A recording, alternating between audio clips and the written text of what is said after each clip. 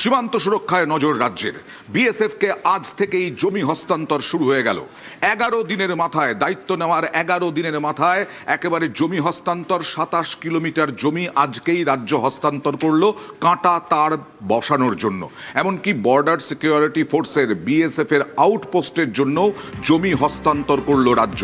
আজকে মুখ্যমন্ত্রী শুভেন্দু অধিকারী এবং বিএসএফ এর মধ্যে যে বৈঠক, সেই বৈঠকেই আজকে এই জমি হস্তান্তর প্রক্রিয়া হলো।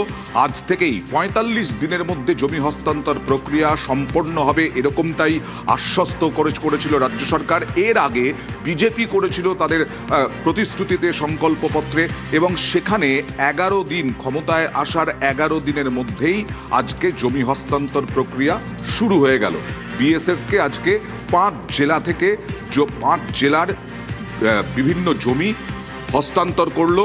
5 জেলায় জমি হস্তান্তর করা হলো অনুপ্রবেশ রুখতে, এবং কাঁটা তার দেওয়া ছিল না বহু কিলোমিটার এরিয়া, সেই কাঁটা তার আজকে থেকে এরপরে বিএসএফ দিতে শুরু করবে। এরপরেও জমি হস্তান্তর প্রক্রিয়া চলবে। আরও কি বললেন মুখ্যমন্ত্রী শুভেন্দু অধিকারী, দেখুন। Finally, change happened. A true patriotic government started their journey. Within 2 weeks, আমরা বর্তমান সরকার আসার পরে দ্রুততার সঙ্গে এই ল্যান্ড হ্যান্ডওভারের প্রক্রিয়া শুরু করতে চলেছি। 18+9 27 কিলোমিটার এলাকাকে সুরক্ষিত করার প্রয়োজনীয় জমি সরকারি এবং আমাদের প্রাইভেট ল্যান্ড যা পারচেজ আমরা করছি, এবং তার সম্পূর্ণ অর্থ বিএসএফ আমাদের দিচ্ছেন, ভারত সরকার আমাদের দিচ্ছেন। আমরা সেটা সূচনা করলাম। পশ্চিমবাংলার দেশপ্রেমিক জনগণ এবং আমাদের অত্যন্ত দক্ষ আধিকারিকরা, তারা আগামী কিছুদিনের মধ্যেই যতটা জমি আমাদের দেওয়ার দরকার বা আমরা দিতে পারবো, যেখানে যেখানে সীমান্ত সুরক্ষার প্রশ্নে কাঁটাতার দেওয়া সম্ভব, আমরা অতি দ্রুততার সঙ্গে তুলে ধরব।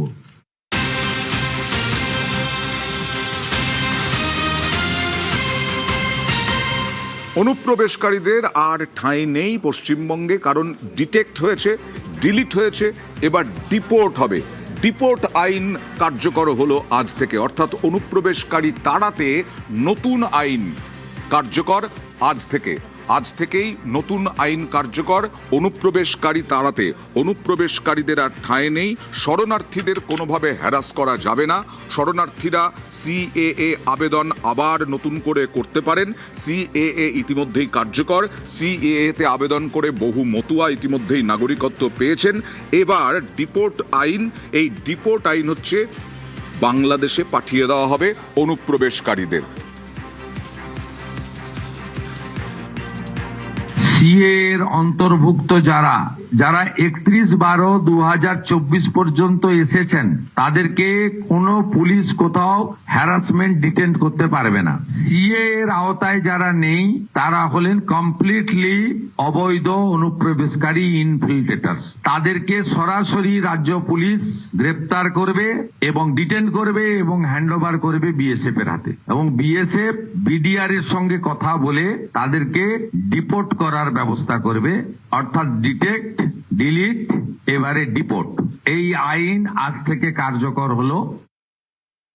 সরকারকে তোপ দাগলেন আজকে মুখ্যমন্ত্রী শুভেন্দু অধিকারী। তোষণের রাজনীতির জন্য এতদিন পর্যন্ত এই আইন চালু হয়নি, প্লাস জমি হস্তান্তর হয়নি। এই নিয়ে তৃণমূল সরকারকে তোপ দাগলেন মুখ্যমন্ত্রী শুভেন্দু অধিকারী। এই রাজ্যে এবং দেশে নানা জায়গায় যে ধরনের দেশবিরোধী কাজ, আইন শৃঙ্খলা জনিত অপরাধ, লাভ জেহাদ, ল্যান্ড জেহাদ, বলপূর্বক ধর্ম পরিবর্তন এবং বিশেষ করে নারী নিরাপত্তা, শিশু কন্যাদের নিরাপত্তার প্রশ্নে যে ধরনের অসামাজিক কাজকর্ম আমরা বৃদ্ধি লক্ষ্য করেছি, এবং তার সঙ্গে যুক্ত যারা বিভিন্ন সময় বিভিন্ন প্রদেশে এবং এই রাজ্যে ধরা পড়েছে, তাদের মধ্যে একটা বড় অংশ বাংলাদেশ থেকে আসা অবৈধ অনুপ্রবেশকারী। 555 কিলোমিটার এমন এলাকা রয়েছে যেখানে রাজ্য সরকার চাইলে বিএসএফ কে জমি দিতে পারত। বিগত রাজ্য সরকার রাজনৈতিক কারণে ভোট ব্যাংকের জন্য এবং তাদের যে হাই অ্যাপিজমেন্ট তুষ্টিকরণ তোষণের এজেন্ডা ছিল সেই কারণে তারা হয়তো দেয়নি। স্বরাষ্ট্রমন্ত্রী 2016 রাজনাথ সিংজি পার্সোনাল ডিও লিখেছিলেন দিদেন চিফ মিনিস্টারকে। পূর্বাঞ্চলের যে কোঅর্ডিনেশন মিটিং এই নবান্নতে হয়েছিল, যেখানে কেন্দ্রের বর্তমান স্বরাষ্ট্র এবং সমবায় মন্ত্রী অমিত শাহজি নিজে উপস্থিত থেকে তদানীন্তন মাননীয় মুখ্যমন্ত্রীকে পার্সোনাল অনুরোধ করেছিলেন। গোবিন্দ মোহনজি ভারত সরকারের স্বরাষ্ট্র সচিব, তিনি গত 1.5 বছরে তদানীন্তন মুখ্য সচিব এবং আধিকারিকদের সঙ্গে অন্তত 5 থেকে 6টি মিটিং করেছেন, নিটফল শূন্য। ক্ষমতায় এসেই সীমান্ত সুরক্ষায় জোর এই বিজেপি সরকারের। একদিকে বিএসএফ কে জমি হস্তান্তর, অন্যদিকে চিকেন্স নেক সংলগ্ন 7টি জাতীয় সড়ক কেন্দ্রের হাতে তুলে দিল রাজ্য।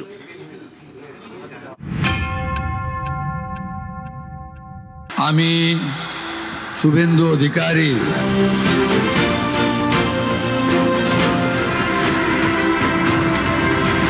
বাংলায় ডাবল ইঞ্জিন সরকার, হয় নয় ভরসার প্রতিশ্রুতি দিয়ে পশ্চিমবঙ্গে ক্ষমতায় এসেছে বিজেপি। ক্ষমতায় এসেই ডাবল ইঞ্জিন ফর্মুলায় অনুপ্রবেশ মুক্ত বাংলা গড়ার কাজ শুরু করল বিজেপি। বিশেষ নজর সীমান্ত সুরক্ষায়। 11ই মে বিজেপি সরকারের প্রথম মন্ত্রিসভার বৈঠকের পরেই মুখ্যমন্ত্রী শুভেন্দু অধিকারী ঘোষণা করেন বাংলাদেশ সীমান্তে কাঁটাতার দিতে বিএসএফ কে জমি দেবে রাজ্য সরকার। 45 দিনের মধ্যে প্রয়োজনীয় জমি হস্তান্তর করা হবে।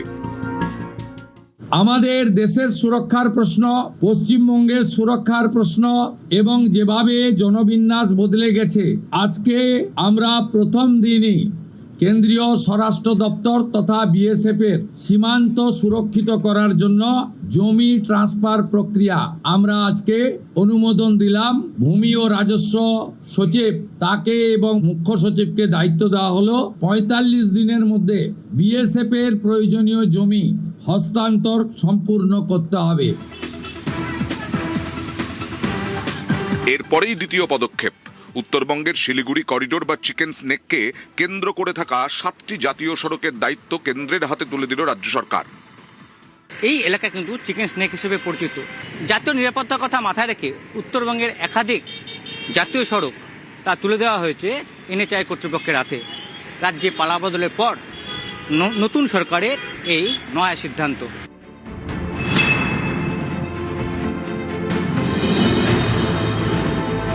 জাতীয় সড়ক 312, জাতীয় সড়ক 31, জাতীয় সড়ক 33, 10, জাতীয় সড়ক 317 এ, 717, জাতীয় সড়ক 110।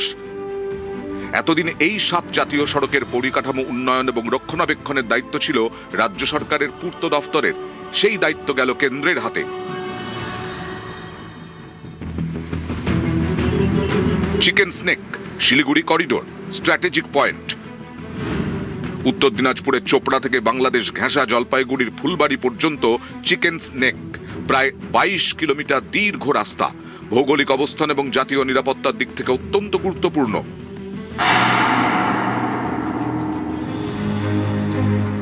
এক বছর আগেই চিকেন স্নেক সংলগ্ন 7 জাতীয় সড়কের দায়িত্ব চায় কেন্দ্র। তাতে অনুমোদন দেয়নি তৃণমূল সরকার। 4 মে রাজ্যে পালাবদল। ক্ষমতায় এসেই সীমান্ত সুরক্ষায় নজর বিজেপি সরকারের। অভিযোগ অর্থাভাব এবং জমিজটের কারণে এতদিন এই জাতীয় সড়কগুলির প্রয়োজনীয় সংস্কার এবং সম্প্রসারণ করা যায়নি। দেশের সুরক্ষায় সবসময় বাড়তি সতর্কতা থাকে চিকেন স্নেকে।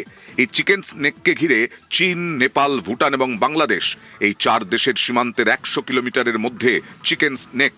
2017-এ টানা প্রায় 3 মাস ধরে ডোকলামে ভারত চীন সেনা মুখোমুখি হওয়ায় উত্তেজনা চরমে ওঠে।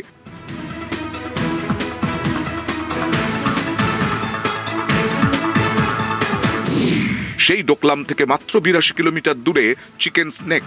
উত্তর পূর্ব ভারতের সঙ্গে ভারতের বাকি ভূখণ্ডের যোগাযোগের একমাত্র পথ এই চিকেন স্নেক। তাই ভারতের শত্রুদের নজর এই 22 কিলোমিটার এলাকার দিকে। উত্তরবঙ্গে কাঁটাতারহীন সীমান্ত নিরাপত্তার ক্ষেত্রে বড় সমস্যা। কোচবিহারে 100 কিলোমিটার সীমান্তে কাঁটাতার নেই। উত্তর দিনাজপুরে 220 কিলোমিটার সীমান্ত, এর মধ্যে 500 মিটার অংশে কাঁটাতার নেই। দক্ষিণ দিনাজপুরে 252 কিলোমিটার সীমান্ত, এখানে 20 থেকে 22 কিলোমিটার কাঁটাতার নেই। মালদায় 172 কিলোমিটার সীমান্ত, এর মধ্যে 27 কিলোমিটার কাঁটাতার নেই। এই সমস্যা মেটাতেই শিলিগুড়ি করিডোর অঞ্চলে জাতীয় সড়ক সহ 120 একর জমি কেন্দ্রকে হস্তান্তরের সিদ্ধান্ত রাজ্য সরকারের। চিকেন্স নেকে ইতিমধ্যেই ভূগর্ভস্থ রেলপথ তৈরির ঘোষণা করেছে কেন্দ্র। শিলিগুড়ির বাগডোগরা থেকে অসমের 3 মাইল হাট পর্যন্ত তৈরি হবে রেলপথ। ফেব্রুয়ারিতে প্রায় 40 কিলোমিটার ভূগর্ভস্থ রেলপথ তৈরির ঘোষণা করেন রেলমন্ত্রী অশ্বিনী বৈষ্ণব। नॉर्थ ईस्टर्न स्टेट्स को पूरे देश के साथ जोड़ने वाला जो हिस्सा है, उस हिस्से के लिए भी विशेष प्लानिंग की गई है। 4 लाइंस और अंडरग्राउंड लाइन की भी प्लानिंग की गई। জাতীয় সড়ক সহ এই জমি কেন্দ্রকে হস্তান্তর এবং রেলপথ হলে উত্তর পূর্ব ভারতের সঙ্গে যোগাযোগ ব্যবস্থা বাড়বে। চিকেন্স নেকে দ্রুত রাস্তা মেরামত, নজরদারির কাজ সহজ হবে। সেনাবাহিনী ও আধা সামরিক বাহিনীর যান চলাচল আরও দ্রুত ও মসৃণ হবে। আরও উন্নত CC camera, smart traffic system ও নিরাপত্তার পরিকাঠামো গড়ে উঠবে। ইতিমধ্যেই সীমান্তবর্তী অঞ্চলে জমি চিহ্নিত করে আউটপোস্ট ও কাঁটাতারের জন্য জমি হস্তান্তর প্রক্রিয়া প্রায় শেষ। নিউজ 18 বাংলা। মুখ্যমন্ত্রী হয়ে প্রথমবার উত্তরবঙ্গে শুভেন্দু অধিকারী, আর তাকে ঘিরে বিরাট উচ্ছ্বাস আর উত্তরের স্বপ্ন পূরণের আশ্বাস।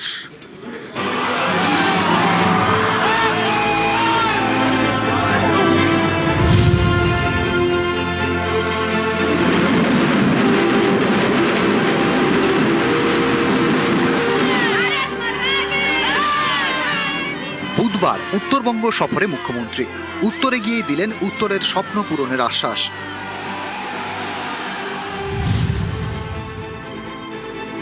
उत्तर कन्या को फुल फेजेड चालू करने का काम भी हम लोग करेगा।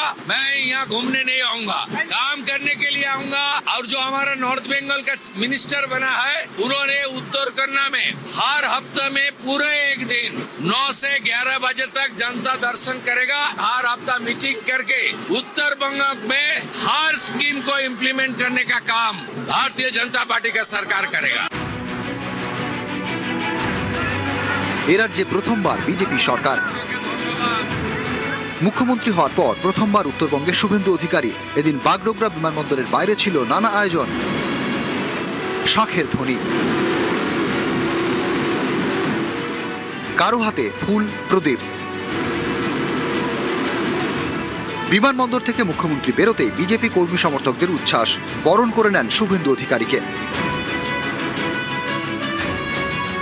উত্তরবঙ্গের অভিমান, বঞ্চনা, ন্যায্য অধিকার ফিরিয়ে দেওয়ার কাজ ভারতীয় জনতা পার্টির সরকার করবে। বিমানবন্দর থেকে গাড়িতে রওনা, মাঝপথে গাড়ি থামান, তখন জনতার মাঝে মুখ্যমন্ত্রী। জনতার উচ্ছ্বাস, এরই মাঝে একটু আদর।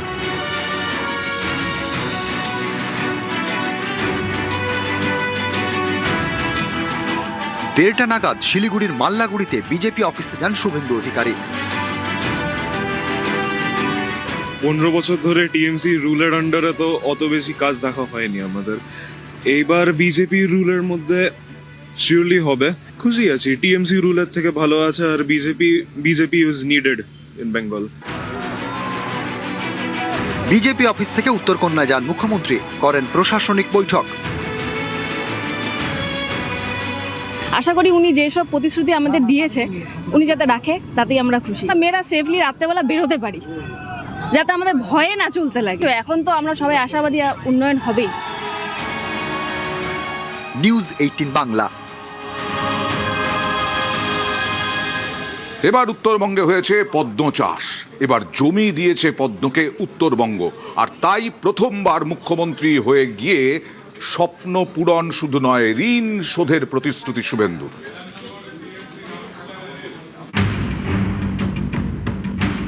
2009 সাল থেকে ভারতীয় জনতা পার্টিকে উত্তরবঙ্গে আপনারা প্রবেশের সুযোগ এবং স্বীকৃতি দেওয়ার জন্য উন্নয়নের মাধ্যমে আমরা সেই ঋণ শোধ করব। উত্তরবঙ্গের মানুষ যা স্বপ্ন দেখেছেন বিজেপিকে নিয়ে, বিজেপি তা পূরণ করবে। দেশে মোদী সরকার এসেছে 2014-এ, তার আগে 2009-এ পদ্ম ফোটে উত্তরবঙ্গে, পাহাড় জেতে বিজেপি। তারপর থেকে কখনো পদ্মের হাত ছাড়েনি উত্তরবঙ্গ। এর মাঝে সবুজের ঝড় উঠেছে, তৃণমূল নবান্ন গড়েছে, কিন্তু উত্তরে পদ্মই ফুটেছে। 26-এ তৃণমূলকে হারিয়ে বাংলায় সরকার গড়েছে বিজেপি। এবার উত্তরের ঋণ শোধের শপথ মুখ্যমন্ত্রী শুভেন্দু অধিকারী। 2009 সাল থেকে ভারতীয় জনতা পার্টিকে উত্তরবঙ্গে আপনারা প্রবেশের সুযোগ এবং স্বীকৃতি দেওয়ার জন্য উন্নয়নের মাধ্যমে আমরা সেই ঋণ শোধ করব। উত্তরবঙ্গের অভিমান, বঞ্চনা, ন্যায্য অধিকার ফিরিয়ে দেওয়ার কাজ ভারতীয় জনতা পার্টির সরকার করবে। মুখ্যমন্ত্রী হওয়ার পর বুধবার প্রথম উত্তরবঙ্গে পা রাখলেন শুভেন্দু অধিকারী। শিলিগুড়িতে নেমেই বুঝিয়ে দিলেন বাংলার প্রথম বিজেপি সরকারের কাছে উত্তরবঙ্গের গুরুত্ব কতটা। উত্তরবঙ্গ হলো বিজেপির ভদ্রাসন, তাই এই সরকারের উন্নয়নমূলক কর্মকাণ্ডে উত্তরবঙ্গ অগ্রাধিকার পাবে। উত্তরবঙ্গে প্রথম পদ্ম ফোটে 2009। দার্জিলিং থেকে সাংসদ নির্বাচিত হন যশবন্ত সিং। 2014-এ এই কেন্দ্রে যেতেন SS আহলুওয়ালিয়া। 2019 থেকে দার্জিলিংয়ের সাংসদ রাজু বিস্তা। 2024-এর লোকসভা ভোটে উত্তরবঙ্গের 8টি আসনের মধ্যে 6টিতেই বিজেপি জেতে। 26-এর বিধানসভা ভোটে তো আগের সব রেকর্ড ভেঙে দেয় বিজেপি। উত্তরবঙ্গের 54টি বিধানসভা আসনের মধ্যে বিজেপি একাই জিতেছে 40টি। উত্তরবঙ্গের 3 জেলায় তৃণমূলকে শূন্য করে দিয়েছে তারা। বিপুল জয়, জন উন্মাদনা, তার মধ্যে উত্তরবঙ্গে মুখ্যমন্ত্রী শুভেন্দু অধিকারী। 2009 সালে দার্জিলিং এর আসন আপনারা দিয়েছিলেন। সেই সময় থেকে উত্তরবঙ্গ নীলবিনীতে বিজেপিকে ভোট দিয়েছে। 14 সালে নরেন্দ্র মোদীজি যখন প্রধানমন্ত্রী হন তখন যে দুটো আসন জিতেছিল তার মধ্যে দার্জিলিং এ SS আহলুওয়ালিয়া জিতেছিলেন। 2018 পঞ্চায়েতে ভালো ফল আপনারা করেছেন। 2019 লোকসভা নির্বাচনে 9টি আসনের মধ্যে 8টি আসন ভারতীয় জনতা পার্টিকে উত্তরবঙ্গ দিয়েছিলেন। তাই উত্তরবঙ্গ হলো বিজেপির ভদ্রাসন। তাই এই সরকারের উন্নয়নমূলক কর্মকাণ্ডে উত্তরবঙ্গ অগ্রাধিকার পাবে। সংকল্পপত্রে যা যা বলেছি খুব সুনির্দিষ্ট সময়ের মধ্যে তা আমরা পূরণ করব। ক্রমান্বয়ে আগামী 3 মাস, আগামী 6 মাস, আগামী 1 বছরের মধ্যে আমরা আমাদের মানুষের কাছে দেওয়া কথা আমরা পূরণ করব। পাহাড়ে জনগোষ্ঠীকে 11টি বোর্ডের মাধ্যমে বিভক্ত করার চেষ্টা করা হয়েছে। মতুয়া নমশূদ্রদের, আরাধ্য দেবদের, ভগবানদের অপমান করা হয়েছে।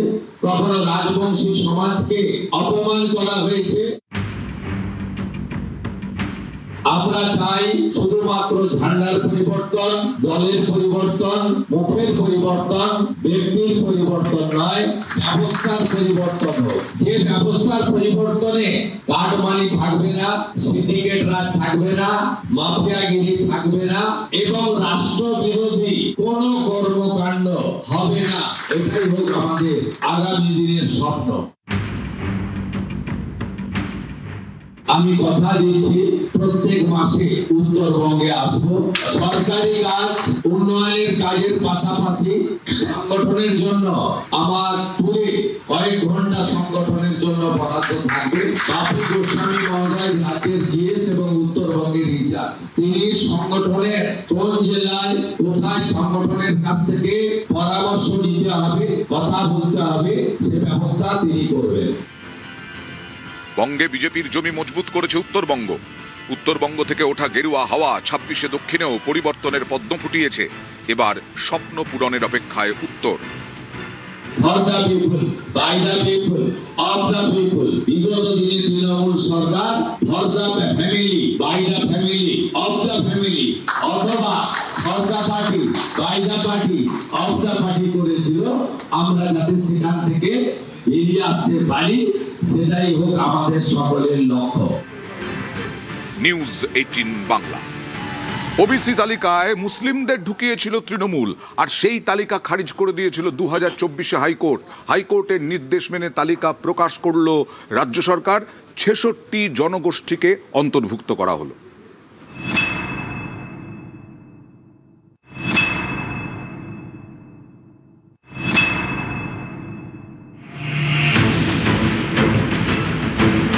ওবিসি, আদার ব্যাকওয়ার্ড ক্লাস, অন্যান্য অনগ্রসর শ্রেণী। তৃণমূল সরকারের তৈরি ওবিসি তালিকা নিয়ে বিতর্কের জল আদালত পর্যন্ত গড়িয়েছিল। ওবিসি তালিকায় মুসলিমদের ঢুকিয়েছিল তৃণমূল। 2024-এর 22শে মে সেই তালিকা খারিজ করে দেয় কলকাতা হাইকোর্ট। আদালত নির্দেশ দেয় পদ্ধতিতে গলদের কারণে 2011 সাল থেকে দেওয়া সব ওবিসি সার্টিফিকেট অবৈধ। 2010 সালের আগের ওবিসি তালিকায় বহাল। আদালতের এই নির্দেশ মেনে নতুন ওবিসি তালিকা প্রকাশ করল রাজ্যের প্রথম বিজেপি সরকার। এই তালিকায় বাদ দেওয়া হয়েছে তৃণমূল জমানায় ঢোকানো মুসলিমদের, মান্যতা দেওয়া হয়েছে 66টি জনগোষ্ঠীকে। রাজ্যের বিজ্ঞপ্তিতে উল্লেখ করা হয়েছে ওবিসি তালিকাভুক্ত 66টি জনগোষ্ঠী 7% সংরক্ষণের সুবিধা পাবে। 2010 সালের আগে যেমনটা ছিল। রাজ্যে ওবিসি সংরক্ষণ নিয়ে আইনি লড়াই বাম আমলেই শুরু। প্রথম মামলাটি হয় 2010 সালে। তারপর বিষয়টি বেশি দূর এগোয়নি। 2011 সালে রাজ্যে পালা বদল। তৃণমূল আমলে কিছু মুসলিম জনজাতিকে ওবিসি তালিকায় ঢোকানো হয়। মামলাকারীদের দাবি 2010 সালের আগে রাজ্যে ওবিসি তালিকায় ছিল 66টি জনগোষ্ঠী। এর মধ্যে মুসলিম 11টি এবং অমুসলিম 55টি। ওবিসি তালিকায় মুসলিমের অনুপাত ছিল 20%। 2023 সালে বাম জমানার ওবিসি তালিকা বদল করে মমতা বন্দ্যোপাধ্যায়ের সরকার। বেশ কিছু মুসলিম অনগ্রসর শ্রেণীকে ওবিসি তালিকায় ঢোকানো হয়। এই তালিকার বিরুদ্ধে 2024-এ মামলা হয়। তালিকা খারিজ করে দেয় কলকাতা হাইকোর্ট। 2025 সালে নতুন করে ওবিসি তালিকা প্রকাশ করে রাজ্য। প্রথম অংশে 51টি নতুন শ্রেণী যুক্ত করা হয়, যার মধ্যে 46টি মুসলিম, অর্থাৎ 90%ই মুসলিম। দ্বিতীয় অংশে 25টি নতুন শ্রেণী যুক্ত করা হয়, যার মধ্যে 21টি মুসলিম, অর্থাৎ 84% মুসলিম। এই তালিকাতেও স্থগিতাদেশ দিয়ে দেয় হাইকোর্ট। 2024 সালে হাইকোর্টের ডিভিশন বেঞ্চ নির্দেশ দেয় 2011 থেকে 2024 পর্যন্ত দেওয়া সমস্ত ওবিসি সার্টিফিকেট বাতিল।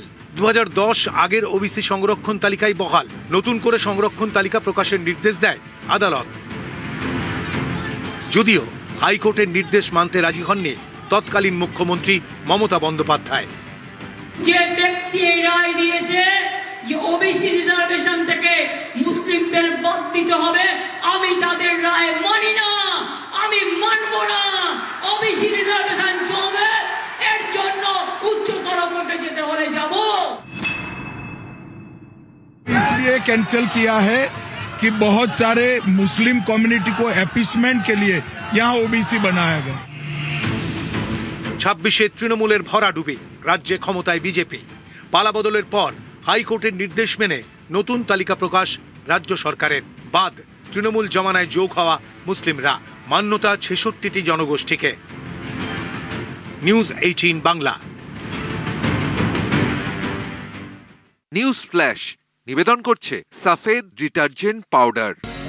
সাফেদ 500 গ্রাম মাত্র 42 টাকায়। আকড় বাক্কড় বম্বে বো। বাড়িতে কোন টিএমটি লাগিয়েছো? মাইথন স্টিল। তোমার উপর ট্রাস্ট করতে পারি। ওকে। স্ট্রং মানে মাইথন স্টিল। এটাই হারের পর তৃণমূলের প্রথম কর্মসূচি, বিধানসভায় আম্বেদকর মূর্তির নিচে। আর এই কর্মসূচিতেই 50 জন বিধায়কের গড় হাজিরা। হ্যাঁ, তৃণমূলে গৃহদাহ কাল থেকেই শুরু হয়েছে বলা যায়। আর এই মুহূর্তের যে কর্মসূচি, সেই কর্মসূচিতে নেই বিধায়করা, অর্ধেক বিধায়কই নেই। সরাসরি চলে যাবো অর্ধেকের বেশি আবিরের কাছে। আবির, কি কারণ গৃহদাহ শুরু হয়েছে গতকাল থেকে?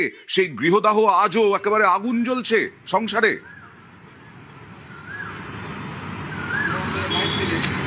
দেখো, দু দফায় বিধায়কদের সঙ্গে বৈঠক হয়েছিল কালীঘাটে, এবং দু দফার বৈঠকেই দেখতে পাওয়া গিয়েছিল যে একাধিক বিধায়করা তারা বৈঠকের মধ্যে অনুপস্থিত থাকেন। গতকালের বৈঠকে যারা অনুপস্থিত ছিলেন তাদের মধ্যে 6 জন তাদের শারীরিক অসুস্থতা বা ব্যক্তিগত কারণে আসতে পারবেন না আগে উল্লেখ করেছিলেন। একজন বিধায়ক, তিনি অ্যাবসকন্ডিং বলতে পারা যায়, দিলীপ মণ্ডল, তিনি নয় নেই। বাকিরা কেন অনুপস্থিত থেকেছিলেন সেই সংক্রান্ত উত্তর পার্টির কাছে নেই। তবে গতকালকেও যে সংখ্যক বিধায়কের উপস্থিতি ছিল, সেই বিধায়কদেরও যে সবাই আজকের আম্বেদকর মূর্তির নিচে বিধানসভার মধ্যে তৃণমূল কংগ্রেসের তরফ থেকে নির্বাচন পরবর্তী অশান্তির ঘটনা, হকার উচ্ছেদের ঘটনা নিয়ে তারা যে সমস্ত অভিযোগগুলোকে সামনে নিয়ে আসছেন, সেই অভিযোগগুলোকে নিয়ে তারা যে কর্মসূচি পালন করলেন, সেখানেও অর্ধেকের বেশি বিধায়ককে লক্ষ্য করতে পারা গেল না। এবং তুমি জানো যে গতকালকে এই বৈঠকের মধ্যে তৃণমূল কংগ্রেসের একাংশ তারা সরব হয়ে বলেছিলেন যে বর্তমান পরিস্থিতিতে দাঁড়িয়ে দলের নেতাদের ঘরে বসে থাকার সময় নয়, দলের নেতারা রাস্তাতে নামুক, ময়দানে নামুক, মানুষের কাছে যান, তাদের সঙ্গে কথা বলুন এবং বিশেষ করে রাজ্যের বিভিন্ন প্রান্তে তাদের বক্তব্য যে তৃণমূল কংগ্রেসের যে সমস্ত নেতাকর্মীরা এখনো পর্যন্ত রাজনৈতিক দলটা করতে চান তাদের পাশে দাঁড়ানোর জন্য রাস্তায় নেবে, ময়দানে নেবে, আন্দোলন করাটা জরুরি। কিন্তু আজকে যখন আম্বেদকর মূর্তির নিচে যে অবস্থান কর্মসূচি তারা যখন চালালেন, প্রতীকী অবস্থান তারা যখন করলেন, সেখানে দেখতে পাওয়া গেল যে একাধিক যারা বিধায়ক তারা অনুপস্থিত থাকলেন এবং শেষ মুহূর্ত মানে কর্মসূচি যখন শেষ হতে চলেছে তখন দেখতে পাওয়া যায় যে তাড়াহুড়ো করে 2 থেকে 3 জন বিধায়ক তারা এসে উপস্থিত হলেন, কিন্তু সেক্ষেত্রেও সংখ্যাটা অর্ধেকেরও অত্যন্ত কম। তৃণমূল কংগ্রেসের তরফ থেকে নানা ধরনের ব্যাখ্যা দেওয়া হচ্ছে, কিন্তু এই বিধায়ক সেই নানা ধরনের ব্যাখ্যা কি কি দেওয়া হচ্ছে 3 জন বিধায়কের কাছ থেকে শুনুন।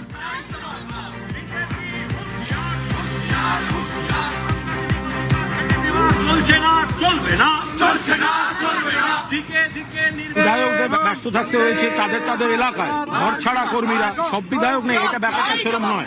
দল থেকেই নির্দেশ দেওয়া হয়েছে যে এখানে কয়েকজন এই কর্মসূচি হবে, বাকিরা গ্রামে, এলাকায়, জেলায়, শহরে, তাদের সেই এলাকাগুলোতে যেতে হবে, মানুষের সঙ্গে থাকা, থানার সঙ্গে একটা কোঅর্ডিনেশন। ফলে আমরা যারা কলকাতায় আছি তারা সেই কাজগুলো করেও আসছি, কিন্তু যারা একটু দূরে থাকেন তাদের আগে সেই জন্য পাঠিয়ে দেওয়া হয়েছে। এরম নয় যে এখানে লোক কম আছে।